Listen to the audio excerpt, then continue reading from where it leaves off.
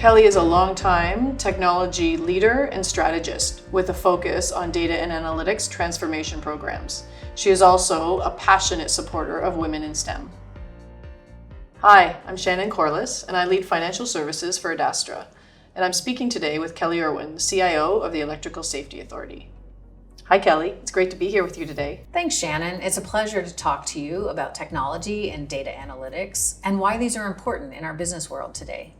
Kelley, we've known each other for a long time, and you've had such an impressive career. Can you describe for us the journey that you've been on? Thanks. I've been working in technology for about 35 years. I've spent most of that time in the financial services industry, working at major banks in Canada and insurance companies. I also worked for a technology services company, and I'm currently at the Electrical Safety Authority, where we have a mandate on safety for Ontarians. One thing that all these companies had in common was that they have their headquarters in Canada. And the other thing they had in common was really driving that technology innovation. So it's been fun for me to be part of the transformation. Kelley, I wonder if you recall the first time we met. I do, Shannon. I remember meeting you in a boardroom on the 16th floor in the TD Tower. And for anyone who's been in that building, they know it's quite an impressive building. And that floor has such a pulse about it, where you can feel the intersection of thinking of customer needs as well as a focus on corporate goals. I was introduced to the Adastra team as a potential partner to work with us and create a data analytics platform. This was at a time I was building a team from just me to a team of 400 people in the technology department over a period of 1 year. We were working together to understand what the capabilities were that we could get from a data analytics platform in order to deliver personalized services for our customers. What were your first impressions about Adastra, and what struck you as special about Adastra? I came away from that first meeting, Shannon, with two thoughts. One was that Adastra definitely brought deep technical expertise in data insights, data governance, and that they would be able to help us in that aspect. But the second thing that I came away with was that you really listened. You and the team were listening to what were we trying to achieve, and not just focused on the data, but focused on the outcomes. At the time, we weren't considering a specific project. We were really looking at the art of the possible and trying to understand how we would take the data that we already had and leverage that for deep insights. Adastra brought us a proposal based on what those goals were for our company, and were able to tell us the path to get there. Kelley, how would you describe the first challenge you faced in your role in ESA? When I joined ESA, I would say the challenge and the opportunity came from the same place. The team was quite small, and before I joined, the technology team reported through the CFO. When I was hired as the first chief information officer for the company, they changed the reporting structure so that I would report into the CEO and sit at the executive table. This was intentional to demonstrate the commitment to the technology and how the technology team and the deliverables were going to contribute to the corporate goals. And what did you want to accomplish? When I joined ESA, the expectation for transformation was extremely high. So in the first 90 days, I created an IT strategy and a digital roadmap. And I presented both of these to the executive team and the board of directors with a request for 5 years of investment and a commitment to allow the team to grow in order to deliver these services. There was a real focus on digital services for the customers and the data analytics that would be required for us to make the right decisions. What were you missing in terms of skill set, and what expertise did Adastra bring? ESA has a lot of data, but it was difficult to leverage that data for any types of insights. The team has deep business knowledge and a lot of expertise in the electrical industry, but they didn't have a way to leverage the data in order to provide the insights that they needed to put the investments in the right place to provide more education and information, increasing the safety of Ontarians. It was important for us to make sure that we created that foundational data platform and put tools in the hands of our business team so they could curate and democratize the data that they already had. And what were the projects and key outcomes? We created a foundational data platform. It needed to be both secure and scalable, so it would live with us through the future. We added data from internal and external sources and started understanding how we could get insights to drive the data-driven decisions. The project team then delivered a proof of concept, and this was key to the project team and to the business sponsors who were watching to see what value they were going to get from the platform. They were able to create reports in less than 30 seconds that had previously taken weeks of manual effort, taking Excel spreadsheets and manually manipulating the data in order to get the reports that they required. This is what created the buzz. This is when people started understanding what we had been talking about, because data mapping and enterprise data models don't mean anything to the executive team who are investing in this product until they start seeing how they can get insights from the platform that will help them drive the right investments for the future to serve their customers. So you were able to show business value. How did this improve the service that ESA brings to its customers? People saw the potential and the value. From our business team who creates the annual reports to our training team who creates the education that fills a need that our customers are asking for. We were able to demonstrate the power of the platform. We put the tools of Microsoft Power BI in the hands of our business team. And they were able to now start creating reports and charts that were allowing them to make the right business decisions and provide those reports to the executive team in order to make the right investments. They no longer had to contact the IT team and open a ticket in order to get a simple report created. And they no longer had to create a large project in order to have additional data added into the platform and have the annual reports or other insights created for them.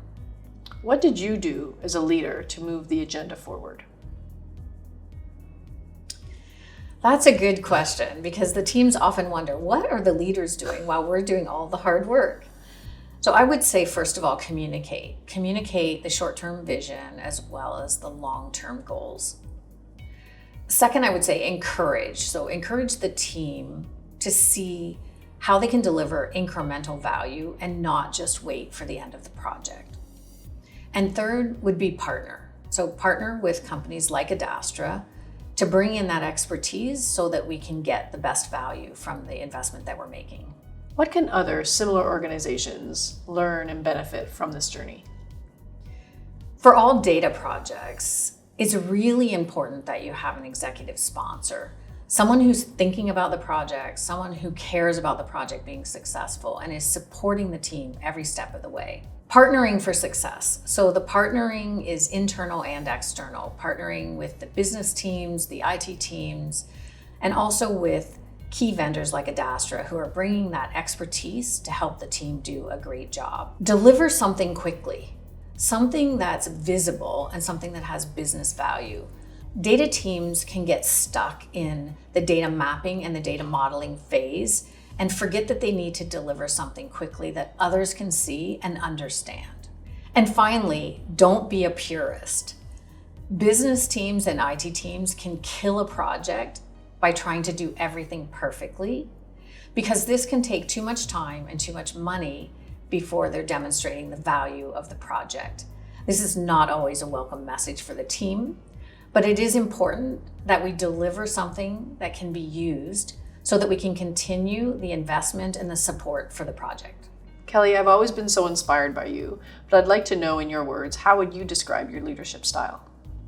I work to influence people to create positive change. I encourage them to think and listen and also to speak up when they have something to contribute. And how did this manifest itself at ESA through the transformation journey? It's been fun working at ESA because we have strong support from our CEO and our board of directors for the transformation journey that we're on. We have stated goals and we know when we've achieved them, and we celebrate those wins, both big and small. Kelley, I have to ask, why does data interest you so much? I'm a geek at heart, and data is magical for geeks. Data provides companies information and insights so they can provide the customers the services and the products that they're looking for at the time they're looking for it in the place that they want it. Data can tell a story. Data can provide rich insights. And data can prove or disprove the theories that we all hold in our heads. We use data in our daily lives. Think about the fact that we use data to tell us the best route to the airport, and we use data to tell us changes we should be making to improve our personal health. Let's talk about a passion of yours, something we have in common: women in STEM and inclusivity. Yes, I published a book about women in tech called Please Stay, because women are leaving the industry and we need to understand the reasons why. A lot of that comes back to the culture of the technology organizations and teams that exist today. I'm also working with my co-author on a second book called Please Join. This book is geared toward the parents and teachers of young women and girls to encourage them to think about technology as a career. We need to get better at telling girls that they should think about technology as a career option when we see them exhibiting traits and skills that would work well in technology. Things like being analytical, organized, curious, problem solvers. These are all great skills to have in technology, and we need to open their eyes to the possibilities. I agree, it does start young. What can organizations like Adastra do to help accelerate inclusivity in the data and analytics space?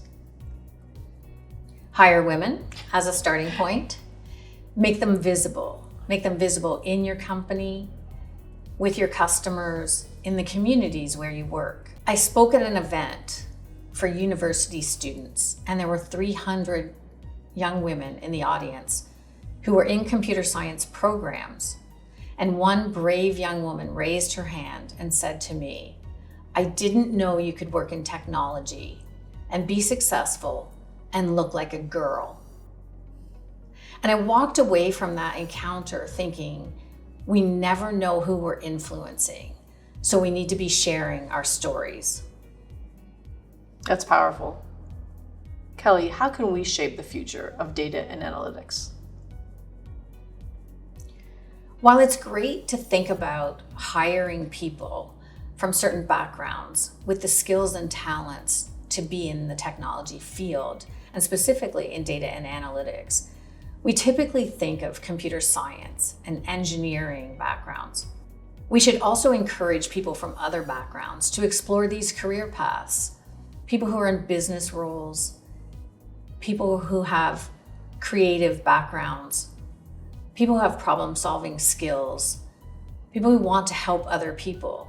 Because at the end of the day, these technology careers enable us to help people with the data that we have and the products that we're providing.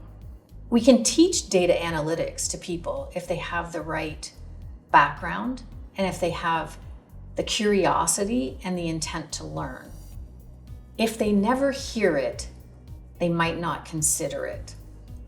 So when we see young people exhibiting problem solving and analytics and exploration, we should also encourage them to think about technology and data analytics. That makes so much sense.